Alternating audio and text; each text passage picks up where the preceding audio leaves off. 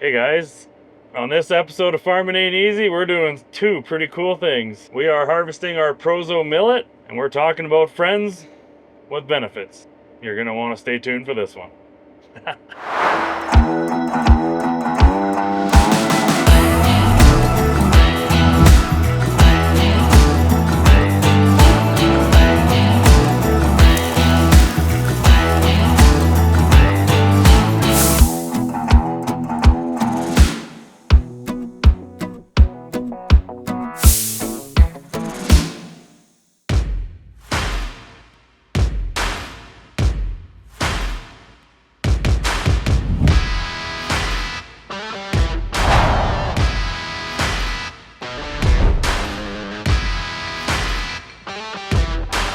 Matt, am I ever excited for this field? We've never grown millet before.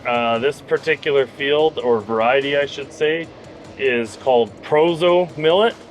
And I am loving how this stuff's cutting. I love how it looks. I am excited for this. This might be a new crop for us. We might put in rotation every year on some of these fields that aren't in dry hay. This stuff is going to yield very nice, and it's going to be very nice palatable feed. So very excited about that. I'll hop out here on my next turnaround and show you guys some of this. This field got a very small amount of pea-sized hail a few weeks ago, and it held up to the hail really well. I would say there's zero risk of nitrates in this, because the little bit of damage and bruising on the leaf, it just fired off a new leaf. It recovered from that very, very quickly. So very exciting there to come across something like this. I think this has a lot of opportunity in our crop rotations. We're going to have to talk to Brian over at North Star Seed about how much more of this we can be doing, because we would need to just figure out in what year after we take something out of hay, dry hay I should say, that we put something like Proso Millet in. So yeah, we'll have to do that this winter and educate ourselves a little further on all the millets. Maybe I'm the odd guy in the world that's never grown millet before, so excuse me if what I'm so excited about here today is old news for all the rest of you guys. But I know in other parts of the world millet's pretty common, but here in our area of southern Alberta, it's not. But I think I want to change that on our farm. But check out the height of this crop. This was seeded way too late. As you'll see in that other video, seeding millet to save our field, this was seeded on June 29th. And today is August 23rd, I believe. These heads are just coming out of the boot stage. So they're just coming out of the main stem of the plant. And obviously we don't want the seeds getting to full maturity either. We'll lose quality, and then obviously we'll be reseeding our field as we harvest it. So perfect green crop going into these bales. That is going to be exciting. I don't know how tall this is, but it's a little taller than the gearbox on that front header of the Krone triple mower. This is beautiful crop. I am excited. And millet, guys, is very inexpensive to grow. It does need its nutrients like any crop, but from a seed perspective, very economical seed. This field was originally seeded to sorghum Sudan grass, and that unfortunately had to get disked under because of frost and gopher damage. There's a few plants still in here, so check this out. Oh, it's looking a little more stressed, but here, we'll go throw it on the hood of the cutter and check it out. This is a piece of volunteer sorghum Sudan grass, and these two here are the Proso Millet. This middle one is quite a bit taller than the one on the right, but the right was starting to come out of the boot stage, whereas the middle one wasn't. So crazy to think that we're still cutting this a little bit on the early side, but that's going to help us with feed value. There's kind of an overview of Proso Millet and volunteer sorghum Sudan all beside each other. Well, I wish I had a chance to talk to you guys more while I was cutting this field. I ended up getting on a phone call with a really cool person, and well, I was really enjoying that phone call. I'm on my last swath and a half to cut, and I'm going home for some smoked chicken. My wife's got on the smoker tonight, so pretty excited for that. And I'll show you something kind of neat here when I'm going to throw the drone up in the air. And for the guys that haven't seen triple mowers being used, when you have an odd size swath, you can actually lift one or the other rear mowers. So the next and final swath is not going to be wide enough to use all 3 mowers, so I'm just going to use 2. How do you guys like that one wing action there? I'm reminded of my friend Napoleon Dynamite. I don't even have any good skills. When he's talking about all his sweet skills, ninja skills. Nunchuck skills, bow hunting skills. I'm just a farmer. I got no skills. Girls only want boyfriends who have great skills. Except for one wing skills. Oh, I'm so bad at jokes.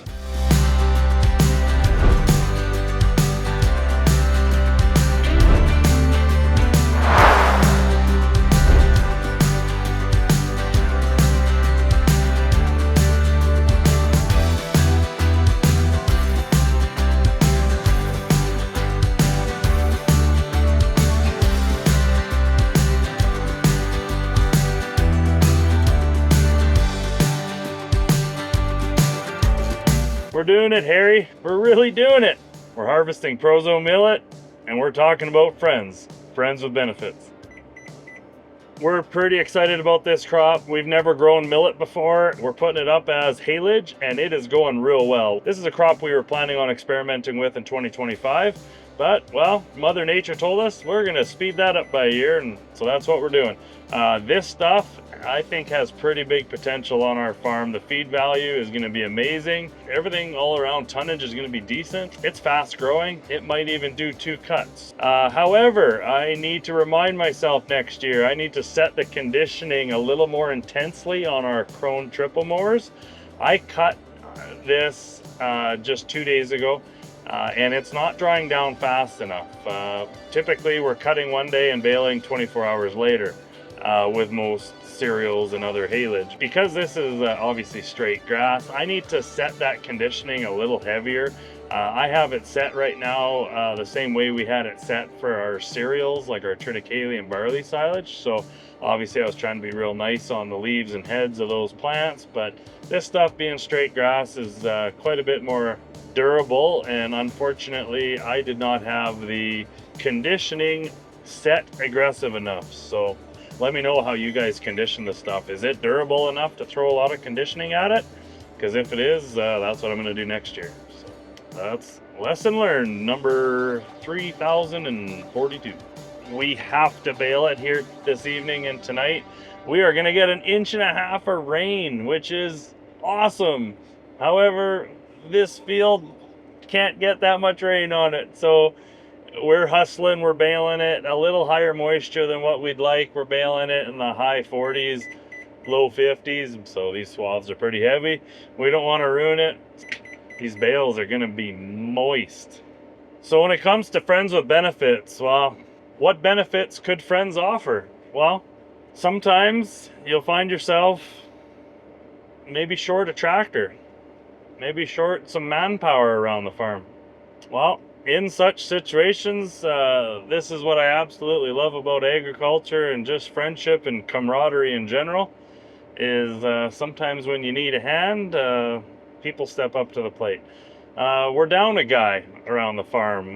My dad, he's off on his annual golfing and salmon fishing trip, and I don't want to hold him back from that at all, ever. So Dad, thank you for the hard push here this summer and everything you did to help us get projects done around the yard and get the seed in the ground and the hay harvested and the silage almost completely harvested before you had to leave. So Dad, thank you for all the huge amount of labor you've given us this year. Mom, sorry I took Dad away from you so much here this summer.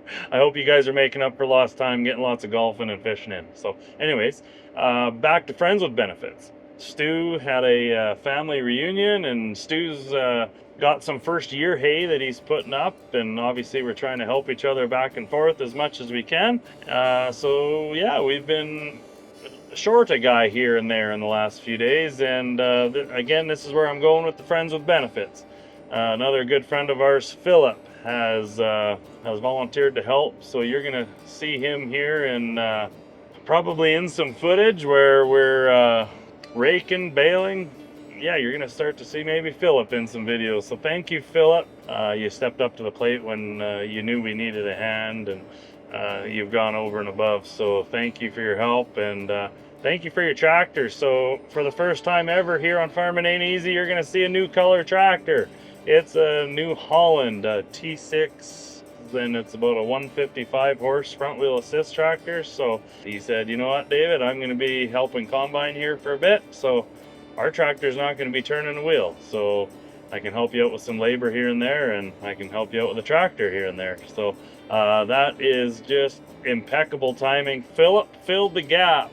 Philip filled the gap on that one. Thank you, Philip. Unfortunately, we know a local farmer and neighbor to us that was recently in a farm accident. He's got a little bit of a road to recovery ahead of him, and he farms some land around us. And if you're laying in your hospital bed watching this video, you know who you are. We're thinking of you every day.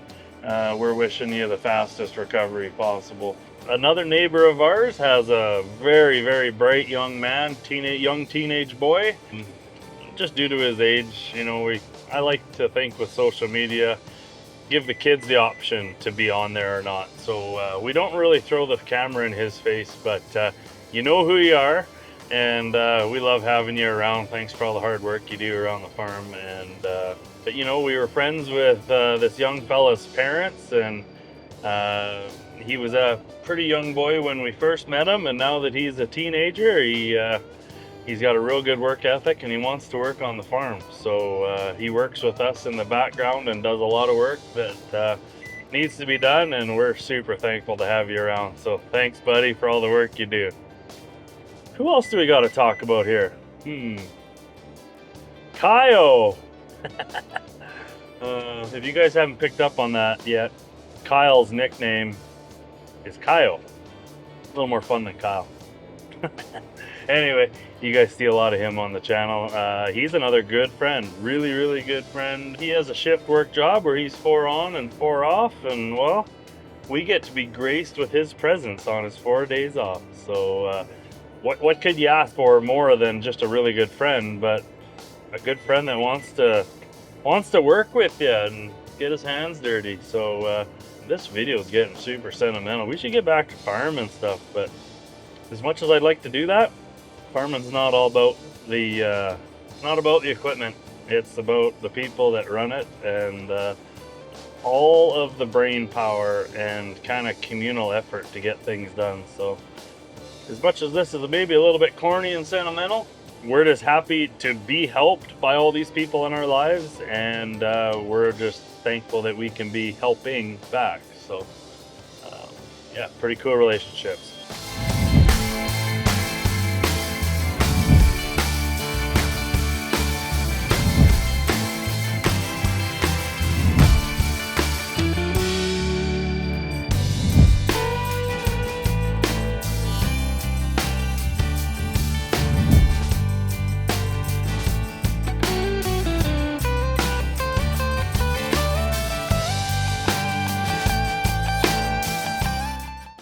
You guys ever been inside a silage baler? I guess we got a bale wedged. Stay tuned. I was gonna bring you inside. Hang tight. Oh, is that bad? Somebody did something here. Can anybody spot what the problem is? No net wrap. Oh, what a mess. I'm gonna have to clean out this baler now. That's never happened to us before. I wonder why, but anyways, I'm not gonna bother you with that. All right, so I've got the baler debris all cleaned out from whatever happened with the net wrap. But I wasn't gonna film any of that for you, but I wanna just show you guys this. Like, look up close. We are running this millet through the Comprina baler at a 50% chop. So what that means is we only have half of the 26 available knives engaged in the baler. And look at how chopped up that is. That's like 8 inches long. So yes, there's smaller ones. There might be the odd longer one as well, but it's chopping it up into a really nice size ration. It's not very often that we've actually found we need to run the Caprina baler with all 26 knives engaged, because this is for the cattle market typically that we're selling these bales into. This makes it very, very palatable. Have you guys ever seen inside a Krone Caprina baler? I'll show you guys while I'm out here. So you remove or pull back the safety bar, which is what initiates the safety mechanism on the spinner for the wrapping plastic, and then lock the gate. There's a hydraulic lockout here. If you're gonna get inside, you obviously want to safety first and have the gate locked open. So one of the coolest things is this is a metal slat baler from Krone. It's not a belt baler. So that's what it lets a chrome baler get such high density out of the compression of the forage. So right now we're standing on the baler chamber table, and once the bale is ejected out of the chamber, it falls onto these yellow rollers, and the yellow rollers tip up once the gate is all the way up, and it pushes the bale back to the wrapping table, and the wrapping table catches it. So it catches it like a catcher's mitt on an angle, and then as soon as the bale lands, it brings it horizontal to the position like you see there, and it can start wrapping. So back to what the inside of the baler looks like. Inside the bale chamber there, you see, well, if you look down far enough, you can see the top of the pickup, but in behind all those auger bars are the 26 knives. We've only, like I say, got 17 engaged for the field that we're in right now. So my shirt's full of dust, so are my eyes, but I'm doing this for the tube, the YouTube. You guys haven't seen inside a silage baler before. Now you have. Well guys, that's a wrap on this one. Get it? It's a wrap. Oh, I turned off the drone just as I was finishing the field, as you'll see where I park. As I got out of the fast track here, it turns out I'm gonna take my truck home. Stu's gonna give me a ride, and we'll pick up all these tractors. But speaking of friends with benefits, I'm gonna need a friend to bring me a shoehorn. That bale got ejected from the machine, which I thought it was fine because I was behind the truck. Back of the baler's over there. And I'm on fairly flat ground. But just to keep things interesting, the Krone had to give me a heart attack here and not only flip the bale more than the 90 degrees it usually does, but another 90 degrees. And then it rolled almost right up against my truck. I'm gonna need a friend to bring me a shoehorn so I can get into this darn thing. Oh, we're gonna have to do Dukes of Hazzard here through the window. Thanks for watching, guys.